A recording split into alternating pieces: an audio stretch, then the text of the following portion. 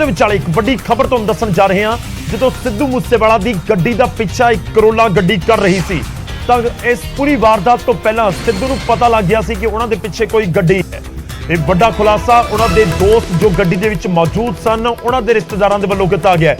ਇਹ ਵੱਡੀ ਖਬਰ ਹੈ, ਪਰ ਸਿੱਧੂ ਬੇਫਿਕਰ ਕਿਉਂ ਹੋ ਗਏ ਕਿ ਜਦੋਂ ਕੋਈ ਪਿੱਛੇ ਸੀ ਤਾਂ ਫਿਰ ਗੱਡੀ ਭਜਾਈ ਕਿਉਂ ਨਹੀਂ? ਤੇ ਦੂਜੀ ਗੱਲ ਕਿ ਜੇ ਗੱਡੀ ਨਹੀਂ ਭਜਾਈ ਤਾਂ ਉਹਨਾਂ ਦੇ ਕੋਲ ਹਥਿਆਰ ਸੀ, ਕਿ ਹਥਿਆਰਾਂ ਦਾ ਇਸਤੇਮਾਲ ਵੀ ਉਸ ਸਮੇਂ ਨਹੀਂ ਕੀਤਾ ਗਿਆ। ਤਾਂ ਤੁਹਾਨੂੰ ਦੱਸ ਦਈਏ ਕਿ ਮੂਸੇਵਾਲਾ ਦੇ ਨਾਲ ਜੁੜੀ ਇਸ ਸਮੇਂ ਦੀ ਵੱਡੀ ਖਬਰ ਹੈ। ਪਿੱਛਾ ਕਰਨ ਵਾਲਿਆਂ ਦਾ ਮੂਸੇਵਾਲਾ ਨੂੰ ਪਤਾ ਲੱਗ ਗਿਆ ਸੀ। ਨਾਲ ਬੈਠਾ ਜੋ ਦੋਸਤ ਸੀ ਸਿੱਧੂ ਮੂਸੇਵਾਲਾ ਦੇ, ਗੁਰਪ੍ਰੀਤ ਤੇ ਗੁਰਵਿੰਦਰ ਸੀ, ਉਹਨਾਂ ਦੇ ਵੱਲੋਂ ਕਿਹਾ ਗਿਆ ਕਿ ਆਪਣੇ ਪਿੱਛੇ ਇੱਕ ਗੱਡੀ ਹੈ, ਆਪਣਾ ਪਿੱਛਾ ਕਰ ਰਹੀ ਹੈ।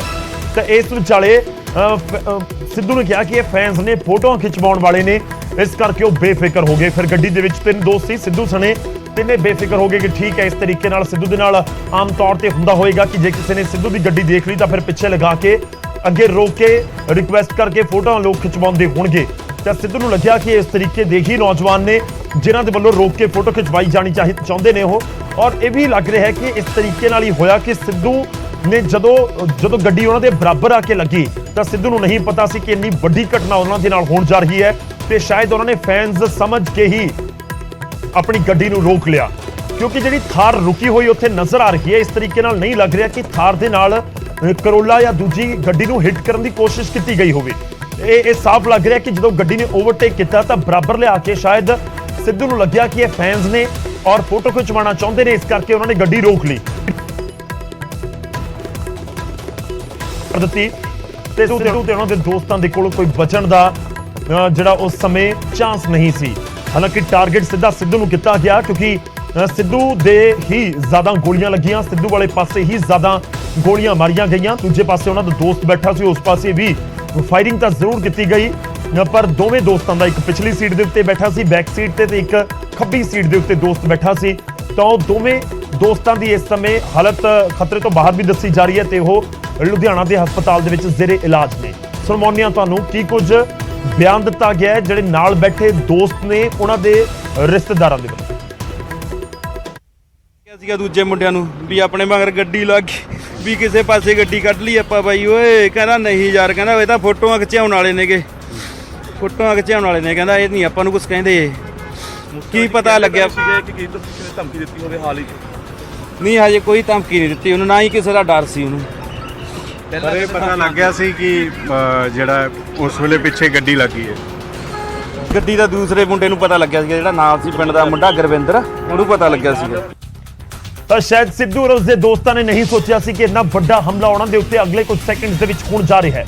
ਪਰ ਜੇਕਰ ਇਸ ਖਤਰੇ ਨੂੰ ਭਾਂਪ ਲੈਂਦੇ ਔਰ ਲੱਗਦਾ ਕਿ ਗੱਡੀ ਪਿੱਛੇ ਗਲਤ ਲੋਕਾਂ ਦੀ ਹੈ ਤਾਂ ਸ਼ਾਇਦ ਕੁਝ ਵੱਖਰਾ ਹੁੰਦਾ, ਕਿਉਂਕਿ ਥਾਰ ਸੀ, ਥਾਰ ਦੇ ਜ਼ਰੀਏ ਵੀ ਉਸ ਗੱਡੀ ਨੂੰ ਹਿੱਟ ਕੀਤਾ ਜਾ ਸਕਦਾ ਸੀ। ਹਾਲਾਂਕਿ ਇਹ ਵੀ ਕਾਬਿਲੇ ਗੌਰ ਹੈ ਕਿ ਬਦਮਾਸ਼ਾਂ ਦੇ ਵੱਲੋਂ ਥਾਰ ਦੇ ਟਾਇਰਸ ਨੂੰ ਪਹਿਲਾਂ ਹਿੱਟ ਕੀਤਾ ਗਿਆ ਸੀ, ਗੱਡੀ ਦੇ ਟਾਇਰਾਂ ਦੇ ਵਿੱਚ ਵੀ ਗੋਲੀਆਂ ਮਾਰੀਆਂ ਗਈਆਂ ਸਨ।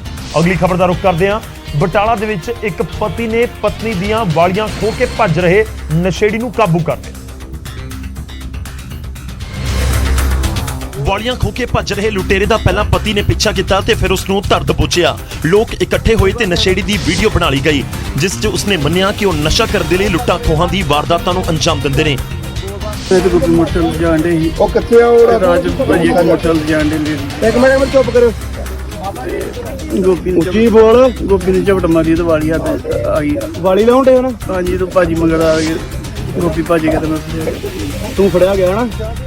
ਪੀੜਤ ਪਤੀ ਪਤਨੀ ਬਟਾਲਾ ਤੋਂ ਅੰਮ੍ਰਿਤਸਰ ਦੇ ਵੱਲ ਜਾ ਰਹੇ ਸਨ ਕਿ ਅਚਾਨਕ ਪਿੱਛੋਂ ਆਏ 2 ਚਪਟਮਾਰ ਮੋਟਰਸਾਈਕਲ ਦੇ ਪਿੱਛੇ ਬੈਠੀ ਔਰਤ ਦੀ ਕੰਨ ਦੀ ਵਾਲੀ ਲਾ ਕੇ ਫਰਾਰ ਹੋ ਗਏ। ਹਾਲਾਂਕਿ ਦੂਜਾ ਲੁਟੇਰਾ ਭੱਜਣ ਦੇ ਵਿੱਚ ਕਾਮਯਾਬ ਰਿਹਾ, ਪਰ ਲੋਕਾਂ ਨੇ ਕਾਬੂ ਆਏ ਲੁਟੇਰੇ ਦਾ ਖੂਬ ਕੁਟਾਪਾ ਕੀਤਾ।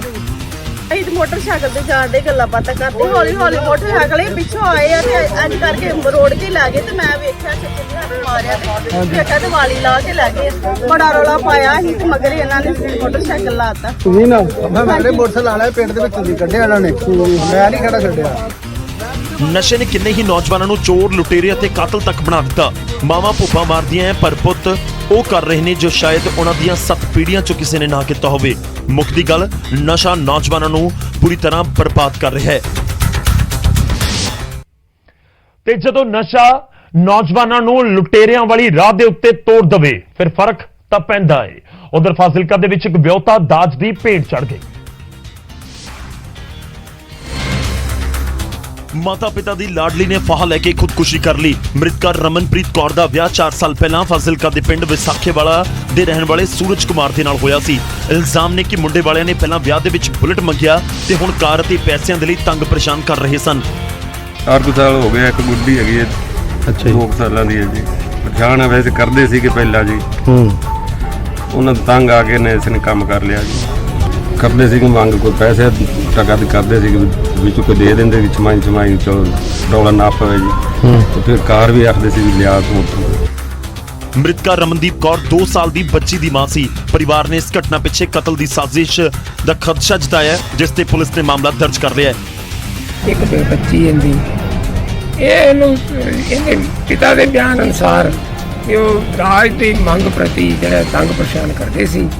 ਫਾਹਾ ਲੈ ਕੇ ਚੁੰਨੀ ਨਾਲ ਆਦੀ ਜੀਵਨ ਲੀਲਾ ਸਮਾਪਤ ਕਰ ਲਈ ਹੈ। ਤਫਤੀਸ਼ ਅਮਲ ਤੇ ਲਿਆਂਦੀ ਗਈ ਹੈ। ਕਤਲ ਜਾਂ ਫਿਰ ਖੁਦਕੁਸ਼ੀ ਕੁਝ ਵੀ ਹੋਵੇ, ਮੁੱਖ ਦੀ ਗੱਲ ਤਾਂ ਇਹ ਹੈ ਕਿ ਮਾਪਿਆਂ ਦੇ ਕੋਲੋਂ ਧੀ ਚਲੀ ਗਈ ਅਤੇ ਇੱਕ 2 ਵਰਿਆਂ ਦੀ ਧੀ ਦੇ ਕੋਲੋਂ ਉਸ ਦੀ ਮਾਂ। ਹੋਰ ਸ਼ਾਇਦ ਕਿਸੇ ਨੂੰ ਫਰਕ ਪਏ ਜਾਂ ਨਾ ਪਏ, ਪਰ ਧੀ ਅਤੇ ਮਾਪਿਆਂ ਨੂੰ ਤਾਂ ਇਸ ਦਾ ਫਰਕ ਜ਼ਰੂਰ ਪੈਂਦਾ ਹੈ। ਹੁਣ ਗੱਲ ਕਰਾਂਗੇ ਕਿਸਾਨਾਂ ਦੀ ਤੇ ਮੂੰਗੀ ਦੀ ਫਸਲ ਦੀ। ਮੂੰਗੀ ਦੀ ਫਸਲ ਖਰੀਦਣ ਨੂੰ ਲੈ ਕੇ ਆੜ੍ਹਤੀਆਂ ਤੇ ਸਰਕਾਰ ਦੇ ਵਿਚਾਲੇ ਪੇਚ ਫਸ ਗਿਆ। ਰੋਪੜ ਦੇ ਵਿੱਚ ਆੜ੍ਹਤੀਆਂ ਨੇ ਹੜਤਾਲ ਕਰ ਦਿੱਤੀ। ਇਲਜ਼ਾਮ ਹੈ ਕਿ ਮੂੰਗੀ ਦੀ ਖਰੀਦ ਦੇ ਵਿੱਚੋਂ ਆੜ੍ਹਤੀਆਂ ਦੀ ਭੂਮਿਕਾ ਤੇ ਕਮਿਸ਼ਨ ਨੂੰ ਖਤਮ ਕਰ ਦਿੱਤਾ ਗਿਆ ਹੈ। ਰੌਲਾ ਇਹ ਹੈ ਜੀ, ਇਹ ਸਰਕਾਰ ਨਾ ਐਮਐਸਪੀ ਪਰ ਝੋਨਾ ਔਰ ਕਣਕ ਖਰੀਦ ਰਹੀ ਆ ਪਹਿਲਾਂ। ਹੁਣ ਇਹਨਾਂ ਨੇ ਐਮਐਸਪੀ ਪਰ ਮੂੰਗੀ ਖਰੀਦਣੀ ਆ। ਇਹਨਾਂ ਨੂੰ ਜਿਹੜੀ ਮੂੰਗੀ ਪਰ ਆੜ੍ਹਤ ਦੀ ਲੇਬਰ ਜਿਹੜੀ ਇਹਨਾਂ ਨੇ ਉਹ ਬੰਦ ਕਰ। ਆੜ੍ਹਤੀਆਂ ਨੇ ਸਰਕਾਰ ਨੂੰ 10 ਜੂਨ ਤੱਕ ਦਾ ਅਲਟੀਮੇਟਮ ਦਿੰਦਿਆਂ ਫੈਸਲੇ ਤੇ ਮੁੜ ਵਿਚਾਰ ਕਰਨ ਦੀ ਅਪੀਲ ਕੀਤੀ ਤੇ ਕਿਹਾ ਕਿ 10 ਜੂਨ ਤੋਂ ਉਹ ਰੋਡ ਜਾਮ ਕਰਕੇ ਧਰਨਾ ਲਗਾਉਣਗੇ। 10 ਤਰੀਕ ਤੱਕ ਅਲਟੀਮੇਟ ਦੇ ਦਿੱਤਾ, ਨਹੀਂ 10 ਤਰੀਕ ਤੇ ਅਸੀਂ ਸੜਕਾਂ ਜਾਮ ਕਰ ਦੇਣੀਆਂ। ਇਹਦੇ ਕਰਕੇ ਅਸੀਂ ਕਿਸੇ ਨੂੰ ਖਰੀਦ ਨਹੀਂ ਕਰਨ ਦਊਂਗੇ ਉਹਨਾਂ ਕੋਆਪਰੇਟ ਸਟੇਡੀਅਮ ਨੂੰ। ਦੱਸ ਦਈਏ ਕਿ ਪੰਜਾਬ 'ਚ ਹੁਣ ਕਣਕ ਤੇ ਝੋਨੇ ਸਣੇ ਮੂੰਗੀ ਤੇ ਵੀ ਐਮਐਸਪੀ ਤੈਅ ਕੀਤੀ ਗਈ ਹੈ, ਜਿਸ ਕਾਰਨ ਕਿਸਾਨ ਵੱਡੀ ਪੱਧਰ ਤੇ ਮੂੰਗੀ ਦੀ ਖੇਤੀ ਵੱਲ ਵਧੇ ਨੇ। ਪਰ ਹੁਣ ਫਸਲ ਪੱਕਣ ਤੇ ਪਹਿਲਾਂ ਹੀ ਮੂੰਗੀ ਦਾ ਪੰਗਾ ਖੜਾ ਹੋ ਗਿਆ ਹੈ।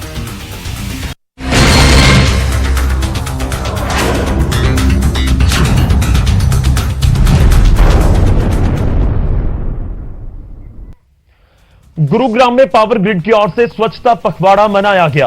इस दौरान लोगों को स्वच्छता का पाठ पढ़ाया गया।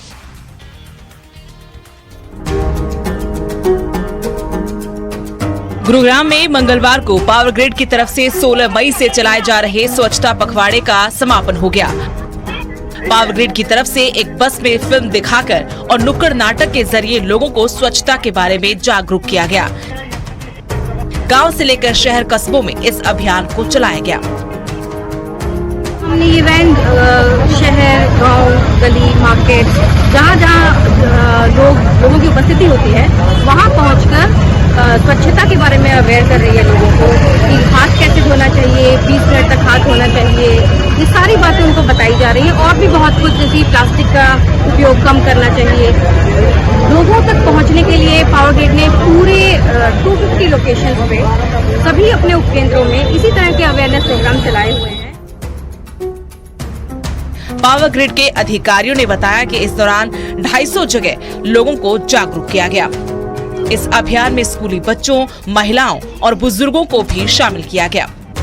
दरअसल स्वच्छ भारत अभियान के तहत power grid corporation of India की ओर से स्वच्छता पखवाड़ा का आयोजन किया गया।